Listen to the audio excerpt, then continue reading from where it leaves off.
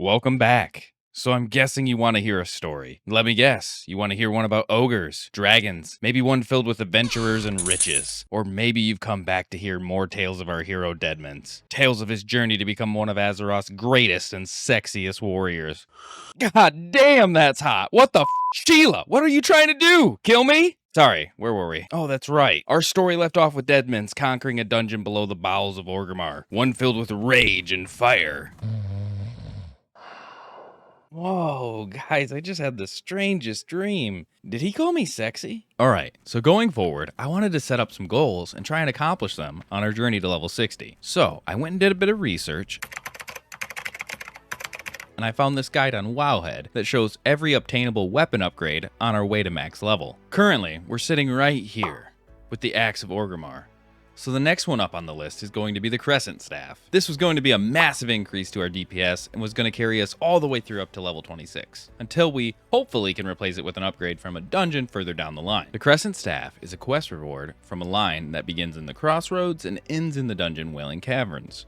Luckily, this questline is fairly simple and really only contains a bunch of go here, do this type of quests. The final quest giver, however, is in Thunder Bluff, which is the capital city of our bovine brothers and sisters, which is a bit of a walk away from our current location in the Crossroads. However, at this point, I already had 2 quests that required me to travel there anyway, so I figured it would be smart to just go there now and retrieve the flight pass ahead of time.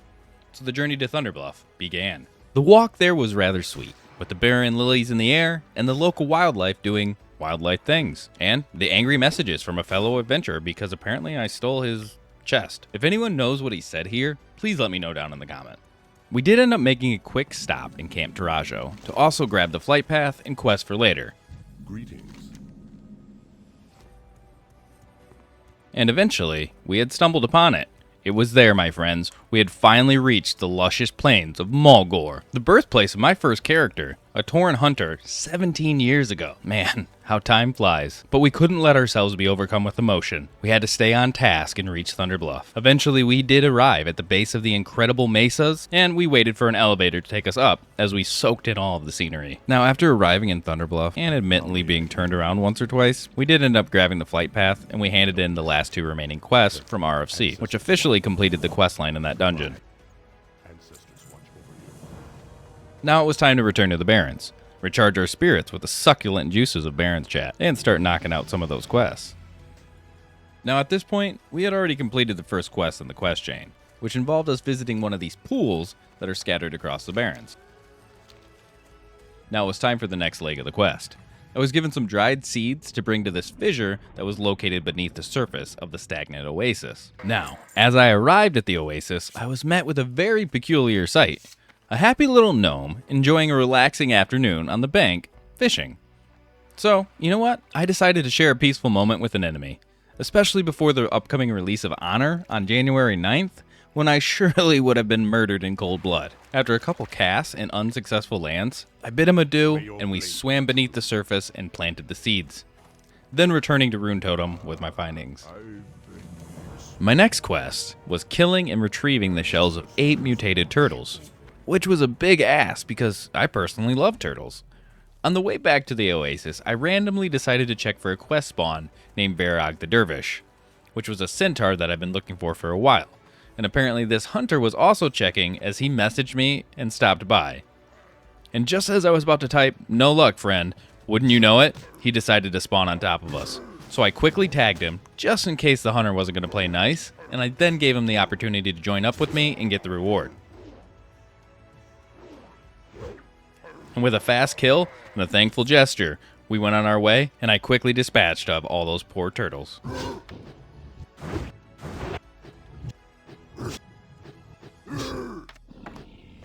Now with that completed, it was time to finally head back to Thunder Bluff in order to speak with Hamul and Nara Rune Totem, who said it was due to the tainted work of a couple twisted night elves that were residing in Wailing Caverns that this whole mess began in the first place, and it was there that I received the quest to vanquish them and in turn be rewarded with the Crescent Staff. The finish line was in sight.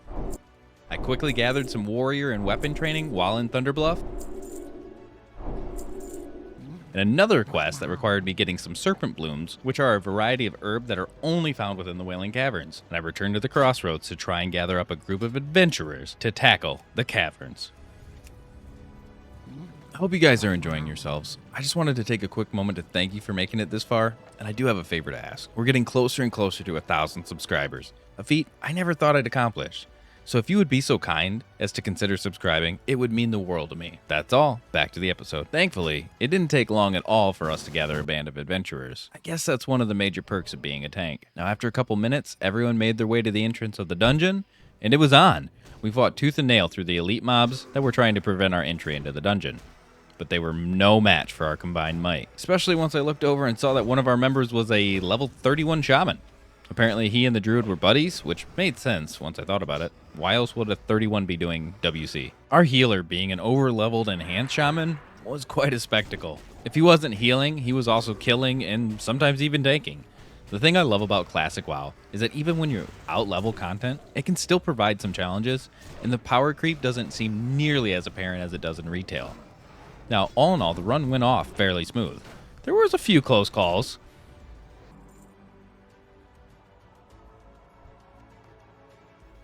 And this mage must not have seen us roll for the chest and ended up looting it without rolling.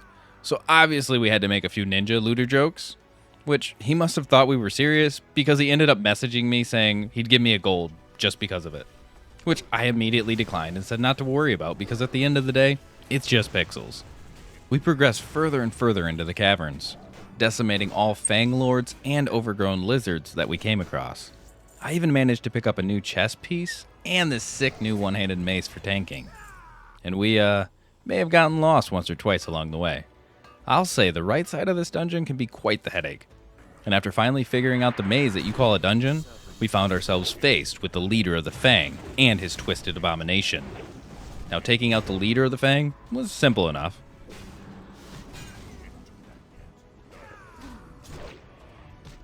His abomination, however, hit me like a frickin' truck. There were multiple times where it felt like he took away half my health bar in a single swing. Luckily, we were victorious.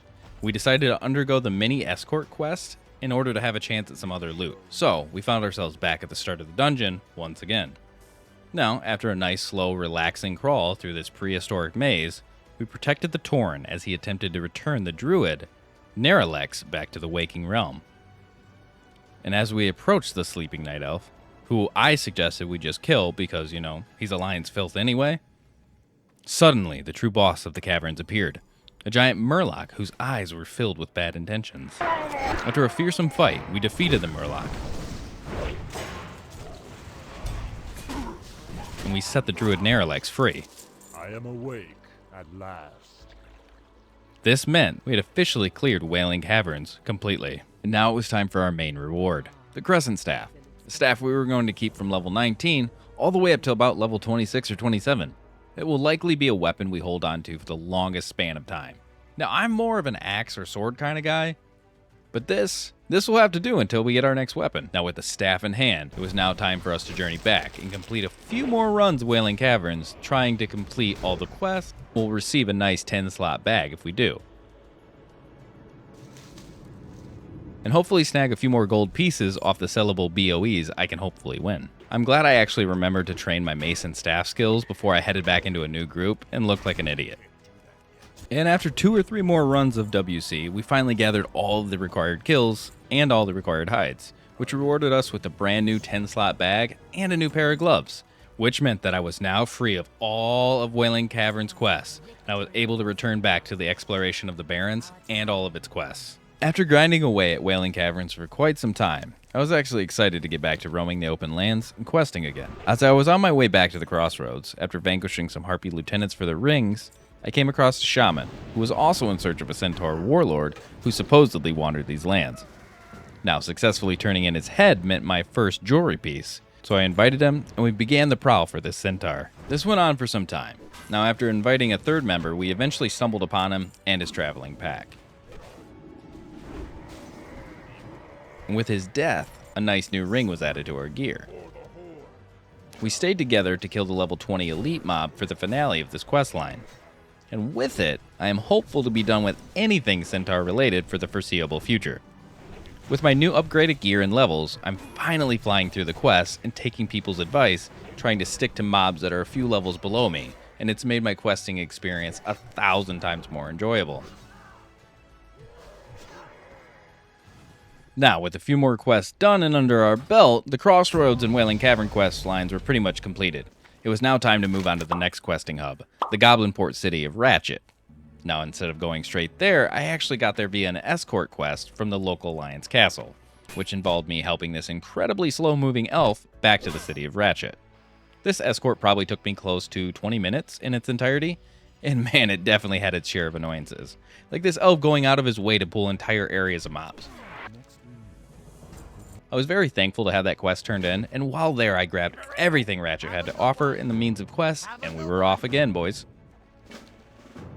I was somewhat hopeful that the quests in Ratchet were going to involve me staying in the southern portion of the Barrens for some overlap with the Camp Tarajo quest lines, but that couldn't have been further from the truth, as it sent me directly northeast on the border basically with Dorotar. I mean, I could literally spit and probably hit the gates of Org. Also, shout out to this comment for the helpful suggestion of downloading the add-on Threat Blades. I did, and man, does it make a world of difference, not just for the aesthetic look of the game, but also when it comes to tanking in dungeons.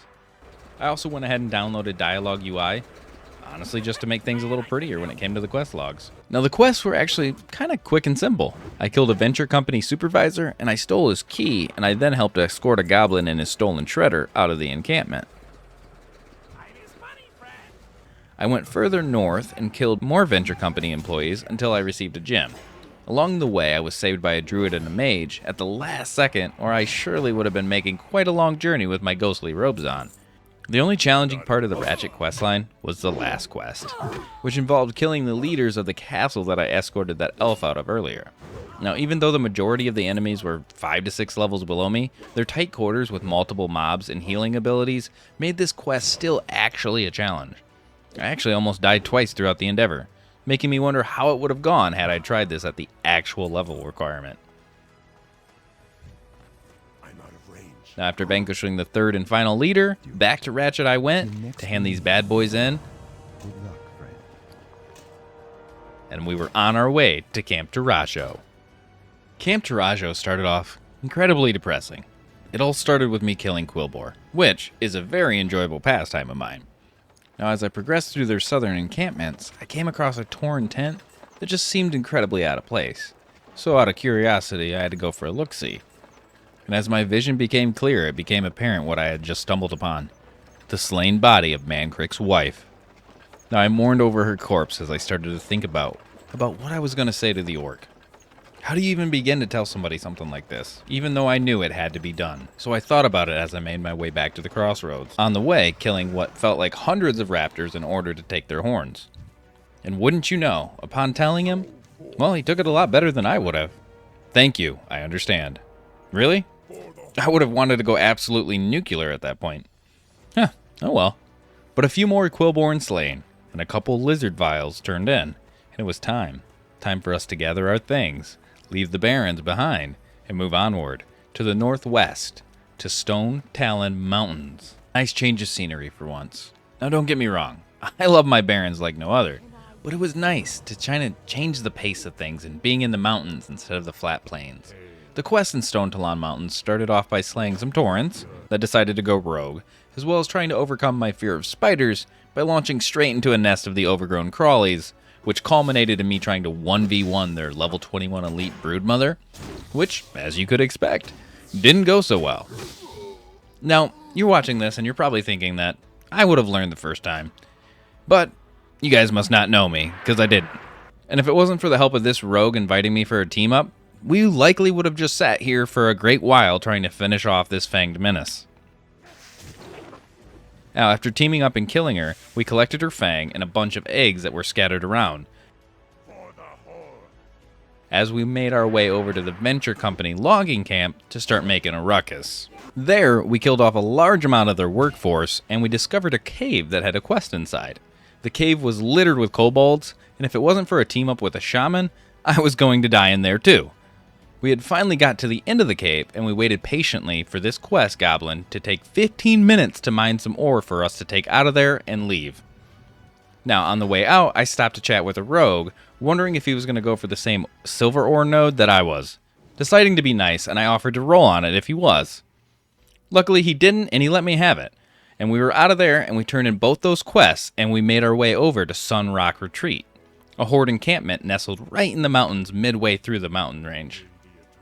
Now, in Sun Rock Retreat, it was there that I received a quest from the water elemental, Sunaman, that would send me into the dungeon Blackfathom Deeps, which just so happened to be the location of my next upgrade, the legendary two-handed sword, Strike of the Hydra. It was time for us to embark on our next goal. However, I first wanted to hand off any straggler quests to make room in my overflowing quest log before we entered another zone and overwhelmed again with too many choices. So that meant a quick trip to Ratchet and a quick trip to Thunder Bluff, which cleared up 5 new quest spots, and then it was time to enter Ashenvale, our next zone. So after a nice little walk north of the crossroads, we finally arrived at the transition between the zones. And what a beautiful contrast it was. You had desert on one side, and beautiful luscious forest on the other. Now the scenery of Vanilla WoW, it really never ceases to amaze me. For a game that's 20 years old, it's very impressive how well the game still holds up visually. The trip through Ashenvale was long, and it was filled with dangerous foes.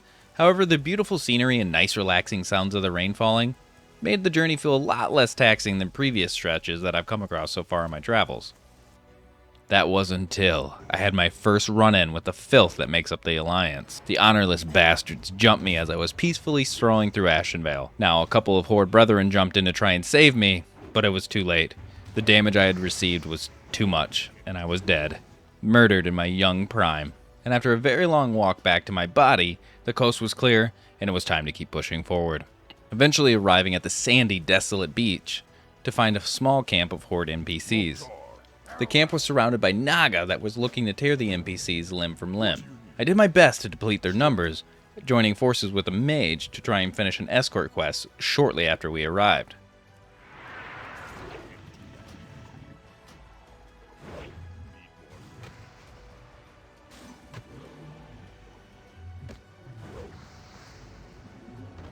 After working our way down the beach and slaying any Naga that we came across, I found the entrance to the Blackfathom Depths. Immediately joined forces with some fellow adventurers, working our way down to the bottom, trying to avoid death at the hands of this tightly packed elites. Collecting any of these sapphires I needed for a quest along the way. Now after getting to the bottom and waiting about 20 minutes for a dungeon group, I decided to leave and go back to questing. But eventually, I saw a message in the general chat that was looking for a tank. So I had to jump at the opportunity. So I raced back to the closest fight path. That was until I saw this night elf hunter along the pathway, and decided that unfortunately, she had to die. Judging by her pet already being dead, and the fact that she only had half health, I figured it was safe to assume that she had probably just resurrected. After dispatching of her and leaving her corpse behind to send a message, we jumped on the flight path and soared over to the coast. Now, at this point, I'm starting to feel more confident as a tank, and I'm starting to understand how each specific dungeon is going to go, basically by the first pull. Now, at this point, I was struggling to handle the level discrepancy between me and the DPS, which was resulting in me losing aggro quite a bit. However, this group was extremely laid back and chilled, so everything just flowed extremely well. This is the kind of dungeons that make tanking a fun and enjoyable experience. And slowly but surely, we killed every boss in BFD. I even managed to snag a few gear upgrades along the way. However, I will say that the amount of times I was frozen and or disarmed was quite, well, annoying as shit. But all's well that ends well, and it was time for us to face Akumal, the legendary 3-headed serpent that held domain over my upgrade. The fight was legendary, and this beast was unlike anything that I've faced up until now. Although at the end, I did perish in the fight, the rest of my team soldiered on and eventually brought the mighty beast down. And with it, I was rewarded with nothing because it was a belt. Not even an upgrade for me. However, the druid needed it, so no harm, no foul. I'm just glad someone was able to profit from it. I did, however, complete all the quests in that single run, which resulted in us receiving a brand new tank main hand sword. So it definitely wasn't a waste by any means. I decided to run it back in the hopes of getting the new weapon. Now this group was fun, and we had no problems clearing the previous time, so why not take advantage of all of us being here together and try again? After another successful run, we made it to the final boss. And wouldn't you know it, boys, we actually got nothing because it didn't drop again. Hilariously, though, we found out that one of the group members actually watched my previous video, and I couldn't believe that. What a small world we live in.